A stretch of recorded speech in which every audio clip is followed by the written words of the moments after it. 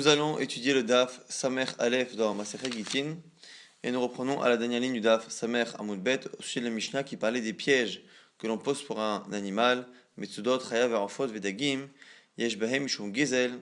On a dit que ces pièges-là, normalement au niveau de la Torah, celui qui les pose ne prend possession de l'animal attrapé que lorsqu'il le prend lui-même dans ses mains et non pas lorsque l'animal est piégé, simplement pour éviter les disputes. Les Chachamim ont fait en sorte qu'un homme n'ait pas le droit, un étranger n'a pas le droit de prendre un animal qui est dans un piège et dont le propriétaire du piège n'a pas encore pris possession. Mishum Gezel, et Rabbi aussi va dire que c'est même Gezel Gamour, que c'est un vol à 100%. La Gemara là-dessus nous dit que Be'ozle ve'ohare, sur les pièges qui en général font en sorte que l'animal tombe dedans et soit complètement à l'intérieur du piège, ici, Kouler Almal obligé, il n'y a pas de discussion entre Tanakama et Rabbi Yossi, selon tout le monde, c'est un vrai Gezel Gamour, c'est du vol Minatora, puisque l'objet, le piège, appartient à son propriétaire, et donc lorsque l'animal tombe dans l'objet qui appartient au propriétaire, l'animal lui-même appartient au propriétaire sans même qu'il vienne le prendre dans ses mains. Qui pliguait, la discussion ne porte que Beleche et Koukre, c'est deux types de pièges dans lesquels l'animal est bloqué, mais il a encore les pattes au sol, et donc il n'est pas considéré comme étant dans la propriété du propriétaire du piège, et à ce moment-là, c'est là que Minatora, n'importe qui pourrait le prendre, mais que les Chachamim ont demandé à ce qu'on ne le fasse pas, et là-dessus on a une discussion, est-ce que c'est Gezel d'Arabanan ou est-ce que c'est Gezel Gamour, et on verra dans la suite de la Gemara la nuance qu'il y a entre Tanakama et Rabbi aussi. Au sujet de la suite de la Mishnah, Messiat Cheresh, Shote, Vekatan, on a dit pareil, lorsque c'est quelqu'un qui n'a pas de da'at, qui n'a pas d'esprit, un cheresh surmué, un fou ou un katan, il y a aussi du gezel par rapport à la metzia, par rapport aux objets qu'il trouve. Rabbi Yossi Omer, gezel gamour. Rabbi Yossi va dire que c'est gezel gamour. Alors c'est quoi justement Amar Rabbi Chiza nous dit gezel gamour midivrehem. Nous on aurait pu penser que lorsque Rabbi Yossi vient parler de gezel gamour, ça veut dire que c'est pas un gezel d'Arbanan, mais c'est un gezel de la Torah. Sauf que Rabbi Chizan explique que non. L'expression de Rabbi Yossi, Gezel Gamour, c'est du vrai Gezel, mais des Chachamim. Donc il n'est pas plus vrai que l'ancien. Donc il m'a dit, le Maïnaf Kamina, qu'est-ce que ça change? On vient te dire que c'est Gezel, Mipni Darke Shalom. Les Chachamim ont fait en sorte qu'artificiellement ce soit considéré comme du vol, Mipni Darke Shalom pour faire la paix. Eh bien, Rabbi Yossi à chaque fois, il dit non, c'est pas Mipni Darke Shalom, c'est les Chachamim qui auraient fait du Gezel, mais du Gezel Gamour. Maïnaf Kamina. La Gemara dit l'Otsio Bedayanim. À savoir, est-ce que c'est juste un interdit que les gens ont de profiter de ces objets sans que l'on ait après, nous le Beddin, le tribunal, une possibilité de le lui enlever s'il l'a fait, ou est-ce qu'on a la possibilité, justement? Selon Tanakama, c'est simplement un interdit. Mipne Gezel, on a interdit aux gens de prendre les animaux qui sont dans des pièges, même si le piège ne prend pas entièrement, enfin si l'animal n'est pas entièrement dans le piège. On a fait la même chose avec les objets qui ont été trouvés par Heresh TV Katan. Et selon Tanakama, c'est juste un interdit de le faire. Celui qui l'a fait, on ne peut pas l'emmener au Beddin et le lui reprendre. Selon Rabbi aussi, justement, et expliqué par Aprizda, les Chachamim auraient fait un Gezel Gamo Medivreim. Ils auraient fait en sorte que ce soit un Gezel sur lequel on peut juger exactement comme sur un Gezel de la Torah. On avait dit dans la Mishnah, Ani amenakef berosh azait, machet tartav, gezel, mipne, darkeshalom. Pareil, un pauvre qui est sous un olivier ou sous un arbre, qui est en train de faire tomber les fruits, et les fruits tombent à ses pieds. Il ne les a pas encore ramassés, donc il les a fait tomber, c'est lui qui les a fait tomber. Mais comme il ne les a pas encore ramassés, techniquement, au niveau de la Torah, les fruits et les olives ne lui appartiennent pas, mais pour éviter les disputes, on a fait en sorte que personne n'a le droit de venir les ramasser tant qu'elles sont par terre et qu'il ne les a pas encore prises dans les mains. Et là-dessus aussi, Rabbi aussi vient dire que c'est Gezel Gamour. Et on a dit la Nafkamina, c'est est-ce qu'on peut le traîner au Beddin ou pas, ce tiers qui vient finalement ramasser les fruits avant que le Rani en prenne possession dans sa main. Tana, à ce sujet, on a justement une braïta, Imliket Venatan Beyan, Arizé Gezel Gamour. Dans le cas où il a fait tomber réellement les fruits avec sa main, avant même qu'il les prenne, c'est Gezel Gamour parce qu'il les a fait tomber lui-même à la main. Rav Kahana, Ava Kazi, on nous raconte une histoire de Rav Kahana qui se promenait à un endroit qui s'appelait Utsal.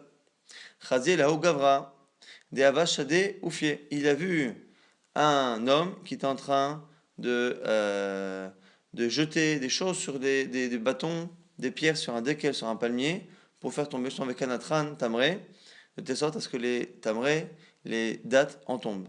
Azal, Kamin Kit Veachin. Et tant que les dattes étaient par terre, il est venu les ramasser. Donc il ne transgresse pas le cas précédent qu'on vient de citer la Braïta, mais celui de la Mishnah qui dit que celui qui est en train de faire tomber des fruits d'un arbre, les fruits qui tombent par terre, midera banane, c'est du gazelle, et selon Rabbi aussi, on peut même lui demander de le rendre au bedin. Et donc il a mangé. Amarlé lui répond à la personne, Chazema, des bidaï, mais dis-moi, tu n'as pas vu que finalement c'est avec mes mains que j'ai fait tomber les tmarim. Amarlé, mais à travers de Rabbi Yoshia, toi tu viens de la région de Rabbi Yoshia, car Alev et Tzadik qui se là. Et donc il a dit Tzadik qui se là. Mais selon la Gemara, au contraire, on parle du cas justement précédent où il les a fait tomber à la main. En tout cas, qu'est-ce qu'il lui a répondu? Il a dit tu viens de chez Rabbi Yoshia qui avait l'habitude d'enseigner en public les halachot liés au vol et les halachot qui justement sont gagnés tous les jours. Et du coup, il a dit Alzen et Mart Tzadik qui se là. C'est pour ça qu'il y a un passage dans Michelet qui dit que le tzaddik, c'est le yisod, c'est la base, c'est le pilier du monde. Et c'est une allusion au fait que Rabbi Yoshia a permis justement à tous les gens qui habitaient dans sa ville de connaître la halachot et de ne pas se faire voler ou de ne pas voler. En tout cas, le lien entre le pasouk et l'histoire n'est pas si évident que ça. Mais ce qu'il faut comprendre surtout, c'est comment Rav Kahana a pu transgresser une halakha qu'il avait l'air de connaître. Et comment se fait-il que la personne lui apprenne cette halakha?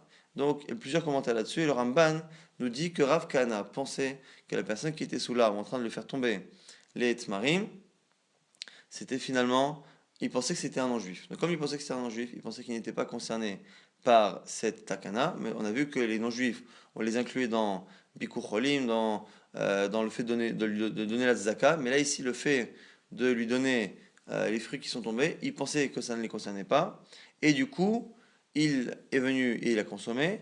Lorsque l'autre lui a répondu, il a compris qu'évidemment que c'était un juif, mais l'autre en face pensait que Rabbi Yoshia ne connaissait pas que Rav Kahana ne connaissait pas les halachot, c'est pour ça qu'il lui a enseigné la halacha, et donc il y a eu une certaine mésentente. Là-dessus, justement, on termine la Mishnah qui disait que En mamchin biyad ani onochrim beleket bishecha ou bepea mifne darke shalom. Les parties des récoltes, donc leket shecha, c'est les parties qu'on a oubliées, et pea, c'est le coin qu'on doit laisser pour les pauvres, normalement sont réservées aux pauvres juifs, mais on n'empêche pas les non-juifs d'en profiter, mifne darke shalom, pour faire la paix et qu'il y ait une bonne entente avec eux. Tanora Banan, à ce sujet, il y a une braïta qui dit Mefarnesim ani nochim imani Israël. On fait manger, on donne à manger aux pauvres juifs avec les pauvres non-juifs. On va kérim cholenochim im chol Israël. Et pareil, on va rendre visite aux malades non-juifs avec les non-juifs. Et kovrim, et on enterre mettez nochim, mettez Israël, les morts non-juifs avec, c'est-à-dire en même temps que l'on fait aux morts juifs, mipne darke shalom, pour le darke shalom. Donc c'est pas qu'on les enterre au même endroit, mais on fait à l'un comme on fait à l'autre. Ce qui est intéressant ici, c'est de marquer entre Rashi, certains Rishonim. Est-ce que ici il faut faire attention à la Shonaim avec?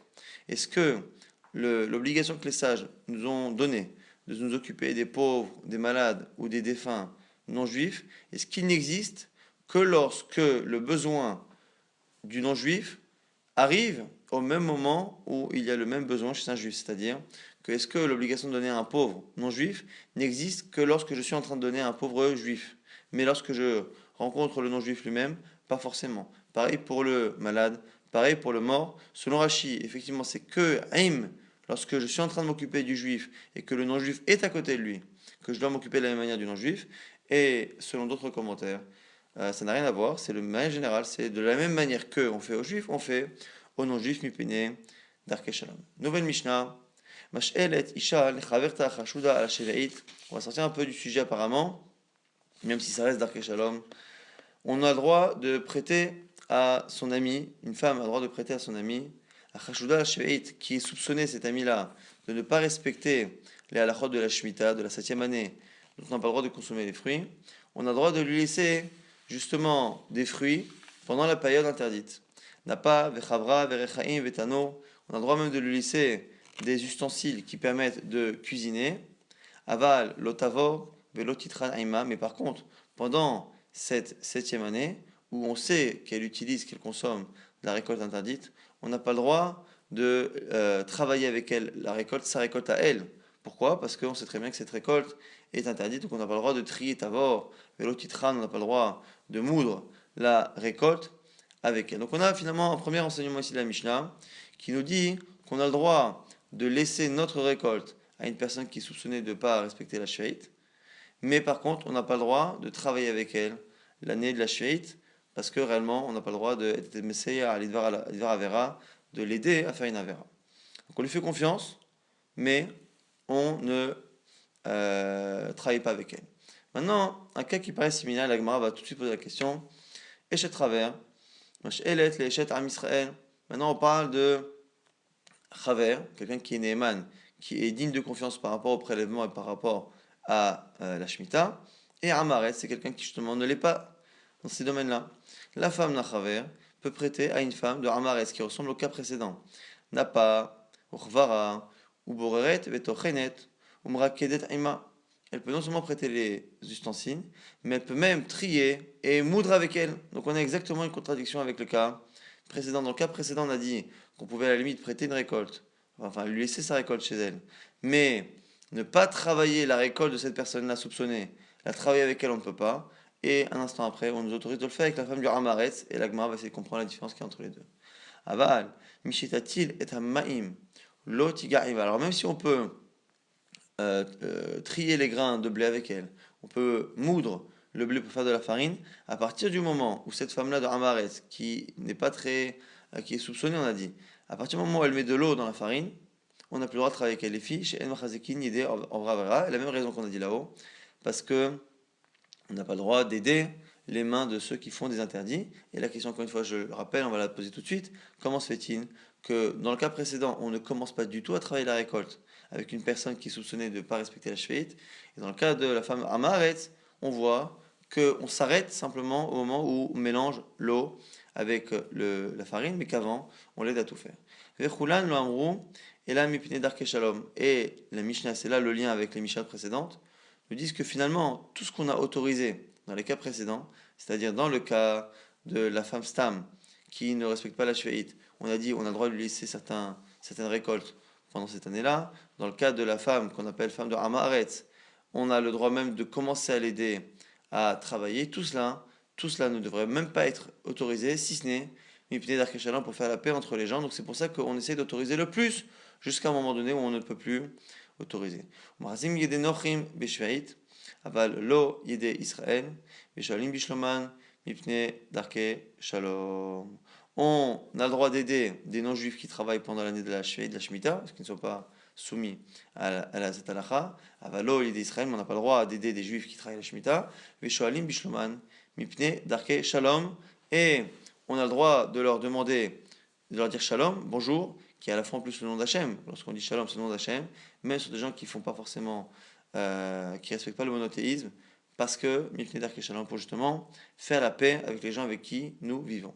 Maïshna Recha, Maïshna Sefa, la fameuse question de la Gemara qu'on a posée, quelle est la différence entre le début de la Mishnah et la fin? Comment se fait-il que lorsqu'on parle d'une femme qui ne respecte pas la Shveit, et après une femme qui est la femme d'un Hamaretz, donc c'est la femme aussi d'un ignorant, quelqu'un qui ne respecte pas la Torah, donc on a l'impression que c'est finalement la même personne, le même type de personne. Comment se fait-il que la première fois on dit que on ne peut pas du tout commencer à travailler avec elle la récolte, et la seconde fois on est là d'autoriser tant que l'on s'arrête au moment où l'eau est mélangée avec la farine.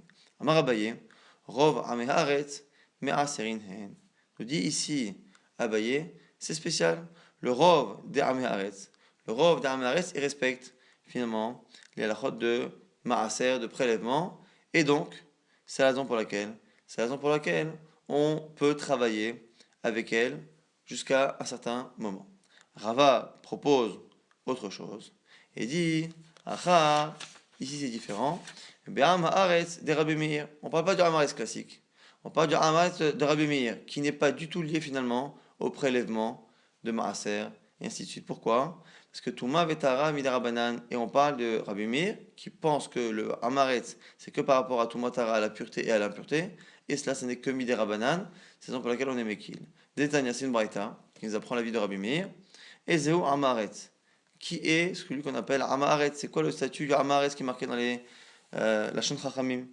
Kol Sheno Ochel Chulav Betara, tout celui qui mange des aliments impurs. Normalement, un non-Kohen n'a pas l'obligation de manger des aliments cholin de manière pure, mais il y en avait qui avaient l'habitude de respecter une certaine pureté dans les aliments, et celui qui a amaret, celui qui ne respecte pas cela, dit vrai, Rabbi Meir. Chachamim omrim, kol sheno me'aser perotav. Et Chachamim, c'est la vie qu'on a l'habitude en général de tenir, pense que le amaret, c'est celui qui ne respecte pas la halachot de maaser, de prélèvement sur les fruits et les récoltes. Et donc du coup, on a notre Mishnah, qui en plus c'est un Mishnah, c'est Rabbi Meir. Donc on peut très bien imaginer que dans notre Mishnah, c'est Rabbi Meir. Et qu'en fait, le Hamaretz, le premier cas, on parle d'une femme qui est Chashouda, qui est soupçonnée pour la Shvi'it, la 7e année, et qui est soupçonnée sur les prélèvements. Elle, on ne peut pas commencer à travailler la récolte avec elle, parce que la récolte que l'on travaille, c'est une récolte de Shvi'it qui n'a pas été prélevée, donc elle est interdite quoi qu'il arrive. Et on a, après, le second cas, qui selon Rabbi Meir parle de Hamaretz qui finalement prélève, mais simplement il ne fait pas attention à Touma Tahara, et comme il ne fait pas attention à Touma Tahara, mais que Touma Tahara ce n'est un problème que Midera Banan, et bien c'est la raison pour laquelle on autorise jusqu'à un certain moment. Ça c'est la réponse de Rava. La Gemara dit Vea midekatane sefa mishitatil et tamaim lotigarima. Mais c'est pas vrai. Tu ne peux pas dire que l'autorisation de la Mishnah, c'est justement parce que ça n'est qu'un problème de Tumatara, d'impureté, alors qu'on voit bien qu'au contraire, la Mishnah commence à interdire lorsqu'on met de l'eau dans la farine. Or, en général, c'est lorsqu'on met de l'eau que le problème de Touma, d'impureté, commence. C'est famish, c'est marqué, dès qu'elle met l'eau, elle ne peut plus toucher. Mikal Derecha, la Vetuma Vetara Askinan.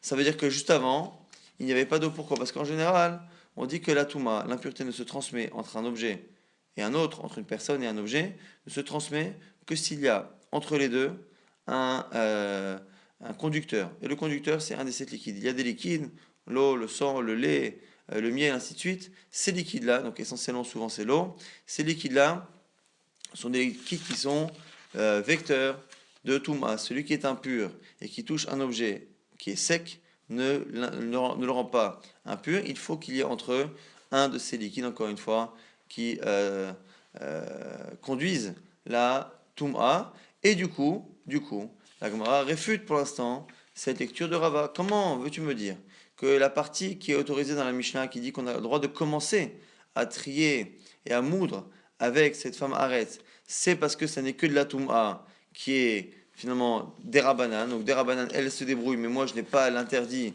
de travailler avec elle parce qu'au pire, ça n'est que Derabanan ce qu'elle fait. Comment peux-tu dire quelque chose pareil? Puisque finalement, on a la Mishnah qui nous dit clairement qu'à partir du moment où il y a de l'eau, et donc c'est un problème de Tumatara, on n'a plus le droit de travailler avec elle. La Gemara dit Rechav et Seifa Betuma Betara. Non. Malgré cela, toute la Mishnah, enfin toute la partie, là, la Mishnah parle de Tumatara. Rechav Betuma Trolin et Seifa Betuma Trala. Au départ, on parle de Tumatrolin, c'est pour ça de quelque chose qui est rôle, et on a dit tout à l'heure qu'il n'y a pas d'obligation techniquement pour quelqu'un de manger de la. Enfin, il n'y a pas de gravité, et que si c'est interdit, c'est une kumidara banane, et à la fin, c'est Tumatrala. Et la Tumatrala, c'est plus problématique, c'est Minatora. La Chalang, c'est le prélèvement qu'il y a sur le pain, c'est pas le pain lui-même, c'est le prélèvement qu'il y a sur le pain, le fait de l'impurifier, c'est un problème Minatora. L'agma objecte au minho. On objecte avec ce qu'a dit Rava, qui Rava, encore une fois, vient de nous dire qu'on a le droit, pour une Touma des Rabanan, on a le droit de travailler avec quelqu'un que l'on soupçonne de ne pas respecter les halachot de Touma Tara, de pureté et impureté des Rabanan. Tochanim ou mafkidim etzel ochle shveit, etzel ochle peroteem betuma. On a le droit de moudre de la récolte et la laisser chez des gens qui mangent des fruits de la 7e année de la shveit interdit.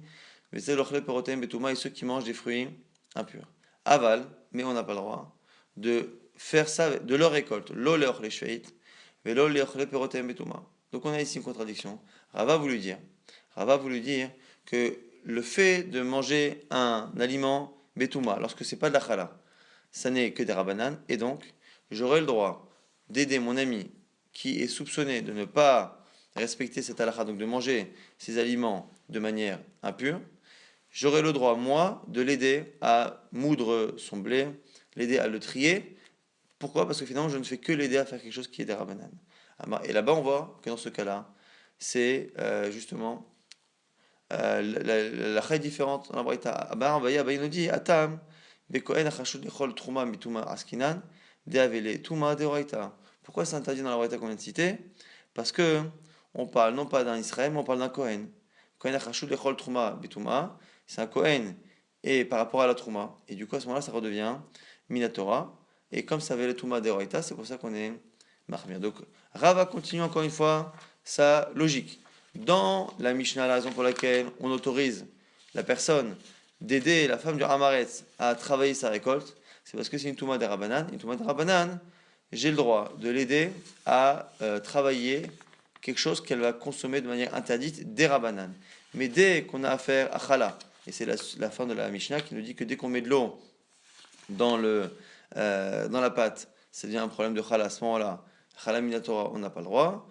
La Braïta qu'on vient de citer à l'instant, qui nous dit qu'on a le droit de laisser notre récolte chez une personne soupçonnée, mais qu'on n'a pas le droit de travailler sa récolte à elle, à la personne qui est soupçonnée, eh bien là-bas on dira aussi que c'est une Touma qui est interdite Minatora. Pourquoi? Parce que c'est un Kohen et c'est de la Trouma.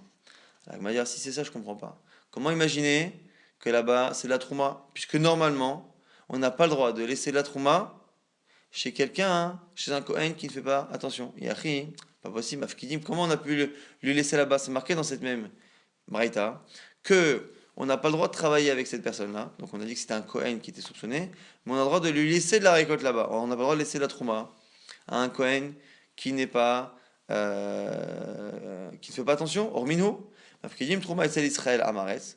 On peut laisser de la Trouma chez un Israël qui est Amaretz, mais là c'est le Kohen Amaretz. Mais pas chez un Kohen Amaretz, Mifne chez Libogazba. Parce que le Kohen, il fera moins attention. Ici, c'est intéressant cette braïta, qui nous dit que même si la trauma ne doit pas être impurifiée par personne, ni par un Israël, ni par un Kohen, on fait plus confiance à l'Israël lorsqu'il est ignorant que lorsqu'un Kohen est ignorant. Un Israël qui est ignorant, il fera attention de ne pas impurifier la trauma. Un Kohen ignorant, comme il se dit qu'il est Kohen et qu'il a le droit de tout faire par rapport à la trauma, il fera pas attention et il pourra l'impurifier. Donc comment expliquer? Comment expliquer? Si on veut dire que dans cette braïta, on parle d'un cas où c'est un Kohen qui n'est pas précautionneux par rapport à la trauma, comment se fait-il qu'on ait le droit de lui laisser la trauma chez lui? La Gemara nous dit Amar Rabbi Ela, c'est un cas où on lui laisse une récolte de trauma, on lui laisse une trauma, mais une trauma on lui laisse dans un keli qui est fermé. Et le keli qui est fermé, il ne peut pas prendre la touma par rapport à un aliment qu'il y a dans la pièce. Et donc, normalement, le Kohen ne va pas faire d'erreur et l'impurifier. Ok, lui, il fera attention. Et dans tous les cas, même s'il met un objet dans la pièce qui est impur, ça ne transmettra pas parce que l'objet est fermé. Le keli est fermé. Mais il n'empêche que sa femme, si elle vient, qu'elle est nida, et qu'elle porte le vase, la boîte dans laquelle il y a la trouma, elle l'impurifie. Et la Rabbi corrige et explique différemment la braïta. Lokashia, kan beperot sheurcheru, kan beperot sheloshor, ça dépend si la récolte ou les fruits ont été mouillés avec un des liquides ou pas. Quand est-ce que l'on dit qu'on n'a pas le droit de laisser une trouma chez un Kohen qui ne fait pas attention? Lorsque les fruits sont en contact avec un liquide qui fait en sorte que le moindre contact après avec une impureté les rendra impurs. Par contre, si les fruits sont au sec, on n'a pas cette crainte-là. C'est la raison pour laquelle on peut toujours expliquer que dans cette braïta, on parle bien d'un Kohen qui ne fait pas attention, qu'on peut lui laisser la trouma parce que tout est au sec, mais par contre on ne peut pas l'aider à travailler cette récolte puisque ici il est en train de... Enfin sa récolte à lui, je veux dire, au Kohen, parce que c'est un interdit la Torah. Urminu, on objecte encore une fois. Hamoli chitin le tochen kuti, o le tochen amaretz, arelu beches katan le masaveli shveit. Celui qui emmène une récolte à un kuti, donc un kuti c'est ces sortes de convertis un peu particuliers, au tochen amaretz, ou quelqu'un qui est juif ignorant, arelu beches katan le masaveli shveit. On considère que finalement, si on a apporté une récolte qui était prélevée au niveau du maaser, quand elle ressort de chez la personne, le kouti, le haaretz, il est encore prélevé, c'est-à-dire qu'on n'imagine pas que la personne a échangé la récolte pour une autre. Avalol et Touma, et pas par rapport à la Touma. C'est-à-dire qu'on ne fait pas confiance à Kouti et Amares par rapport à la Touma. Et ça contredit ce qu'on vient de dire. Haïma et Rumia, la Vokim n'avait perot chez le Urshao. Alors il m'a dit, mais réponds comme ce que je viens de te dire. On parle d'un cas justement où c'est des perrottes chez le Urshao. La différence, c'est lorsque les perrottes, les fruits, ont reçu un liquide qui les permet d'être Mekabel Touma ou pas. Bon, il y avait des caries là, mais il y a des caries là. Alors du coup, la question, celui qui a posé la question, pourquoi il ne connaissait pas la réponse, puisqu'on l'a déjà dit avant. Mishum de Kabael et Mirma Achari Terala. En fait, réellement, cette objection de la fin n'est pas par rapport à cette question-là. On a mal compris, c'est par rapport à une autre objection. Mais avant d'avancer justement à la suite du DAF par rapport à cette nouvelle objection qui finalement va avancer vers un nouveau sujet, on va essayer de récapituler tout ce qu'on a dit, depuis la Mishnah. Donc dans la Mishnah, on a vu un premier enseignement qui disait que par rapport au Maaser, par rapport au prélèvement et par rapport à la Shveit, à la Shemitah, lorsqu'on a affaire à quelqu'un qui ne respecte pas sa halachot, j'ai le droit de lui laisser ma récolte, mais je n'ai pas le droit de l'aider à travailler sa récolte. Donc si j'ai un ami, si j'ai un voisin qui ne respecte pas la Shemitah, qui ne respecte pas les prélèvements, je n'ai pas le droit de l'aider à moudre son blé, à trier sa récolte, et ainsi de suite. Je ne dois pas l'aider, parce que ça s'appelle Messaya Lidvar Avera. Ça, c'est une première halakha.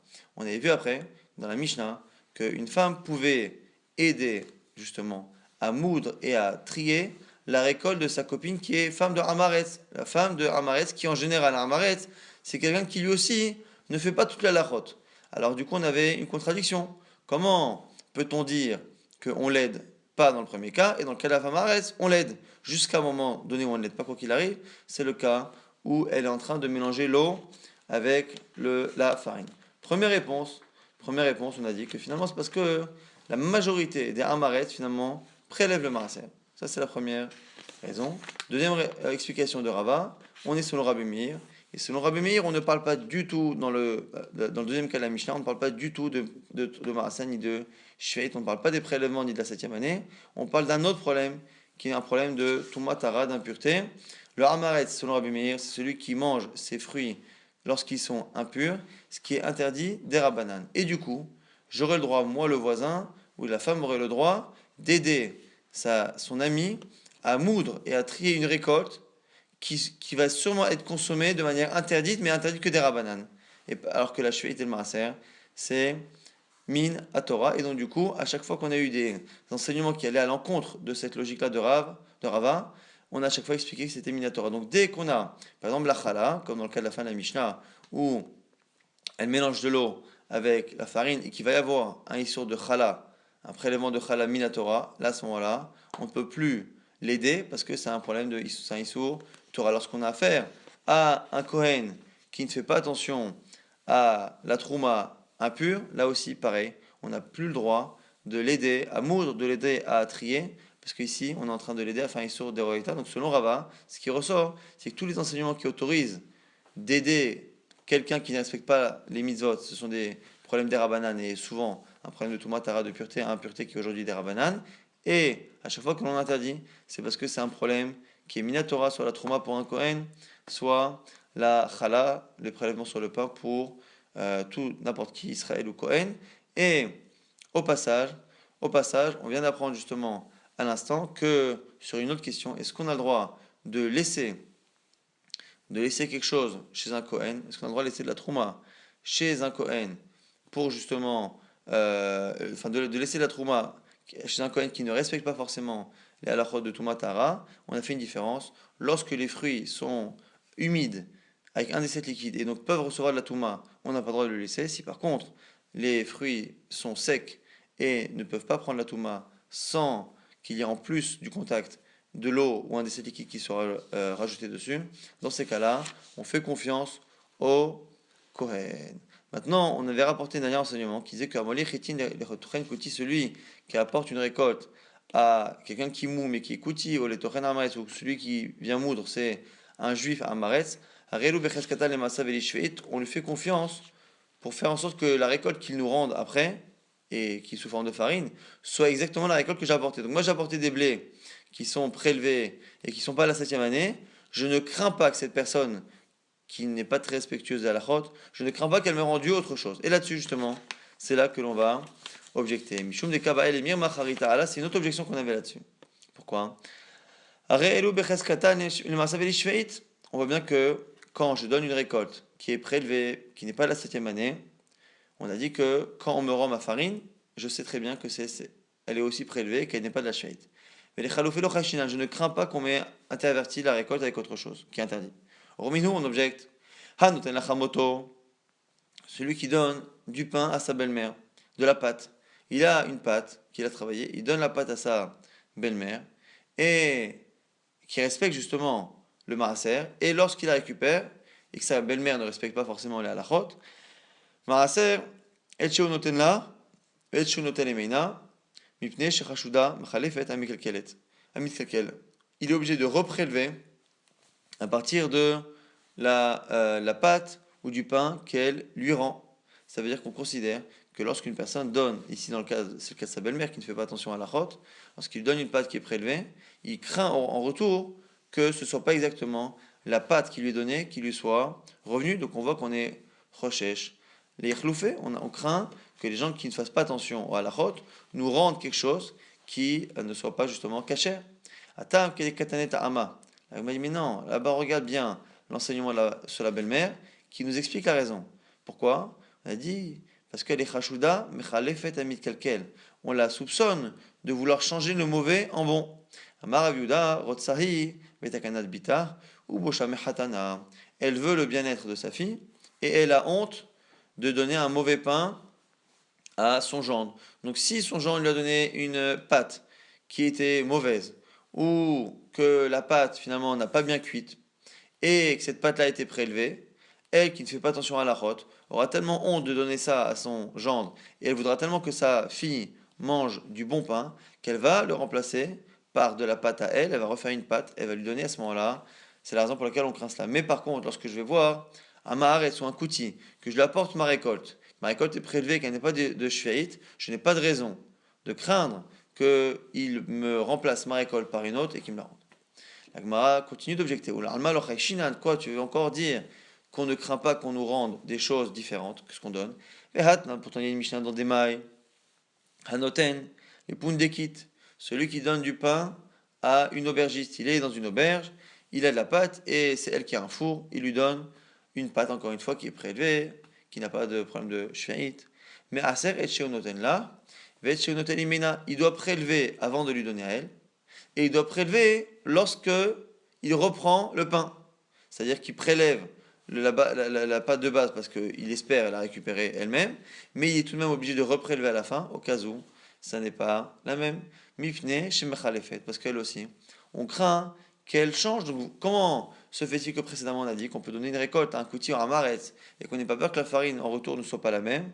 Or, ici, on voit que par rapport à une aubergiste, on craint qu'elle change. La Gemara dit c'est pareil. Atam, Moria et Amra, elle là-bas c'est l'aubergiste, donc elle a une sorte de responsabilité par rapport à ce que la personne mange chez elle. Elle dit Barbera, je préfère que le tamid chacham, que le tamid que j'ai chez moi, il mange quelque chose de chaud. Et moi je mange un pain qui est froid. Donc Nagui qui a fait un pain qui est plus frais. Au moment où la personne vient lui réclamer, elle se dit je vais lui donner le pain qui vient sortir du four et qui n'est pas celui qu'il m'a donné. Donc là aussi là-bas, elle a une volonté de bien recevoir ce qu'elle époune des kits, mais lorsque je vais voir quelqu'un que je paye pour moudre ma récolte, il n'y a pas de raison qu'il me rende une farine qui ne correspond pas à la récolte que je lui ai donnée. On va très rapidement récapituler tout ce qu'on a vu dans le DAF. On a vu que par rapport à la marloquette, Rabbi aussi est un akama sur tous les gezel des Rabbanan, tous les cas où Minatora, on pouvait prendre le bien d'un gezel qui a été trouvé par un Rereshutekatan, on pouvait prendre l'animal qui était pris dans un piège, et ainsi de suite. Tout cela, on a une marloquette, un akama dit que c'est gezel et Rabbi aussi dit que c'est Gezel Gamour, du vrai Gezel. C'est quoi la différence? C'est que si ce n'est que Gezel Mipnei Darkei Shalom, les Chachamim ont interdit à la personne de le prendre, mais n'ont pas laissé la possibilité à l'autre d'aller le réclamer au Beddin si la personne n'a pas écouté. Selon Rabbi aussi, on aurait le droit même d'aller le réclamer au Beddin. On a vu que quoi qu'il arrive, la question sur les pièges des animaux ne se posait que lorsque l'animal restait les pieds au sol et qu'il était bloqué par un piège. Mais lorsqu'il était complètement tombé dans un piège, comme le piège appartient à son propriétaire, l'animal aussi avant même que le propriétaire arrive, donc c'est Gezel Gamour, Min, HaTorah, On avait vu une histoire avec Rav Kahana qui pensait que la personne qu'il avait dans lui était un non-juif, donc il a pris les dates, ainsi de suite, et il lui a rappelé une halakha qu'on avait vu précédemment, et qui nous disait que lorsque les fruits ont été fait tomber par le rani, par le pauvre, mais directement à la main, à ce moment-là, avant même qu'il le prenne dans les mains le fruit appartient à 100% à la personne qui le fait.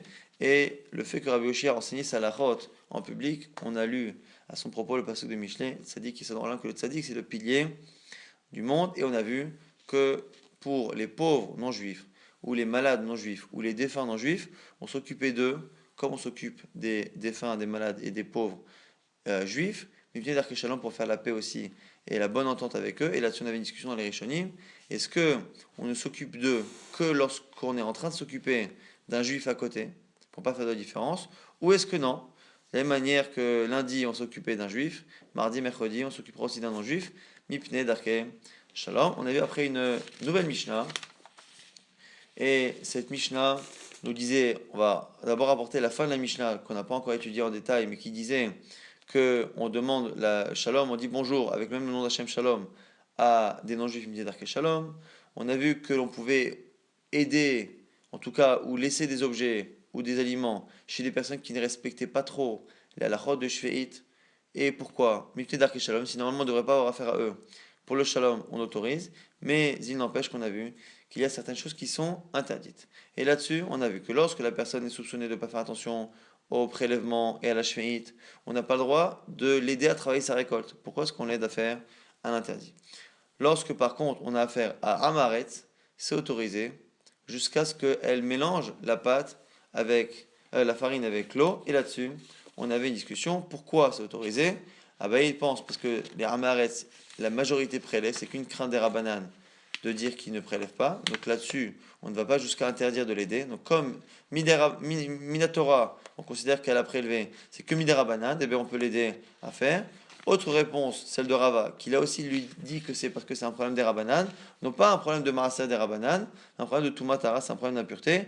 Celui qui ne consomme pas ces aliments de manière pure, ce n'est qu'un problème des Rabanan, et donc j'ai le droit de l'aider à travailler sa récolte, puisqu'au pire il ne fait qu'un interdit des Rabanan, et toutes les fois où c'est interdit, lorsqu'on mélange l'eau avec la farine, c'est parce que ça vient de la Chala Minatora. Toutes les braïtot qui nous disent qu'on n'a pas le droit d'aider quelqu'un à travailler sa récolte, c'est à chaque fois un Kohen avec de la Trouma, c'est Minatora. Et au passage, on a vu qu'un Kohen Israël, on pouvait toujours laisser la Trouma chez lui, on lui faisait confiance.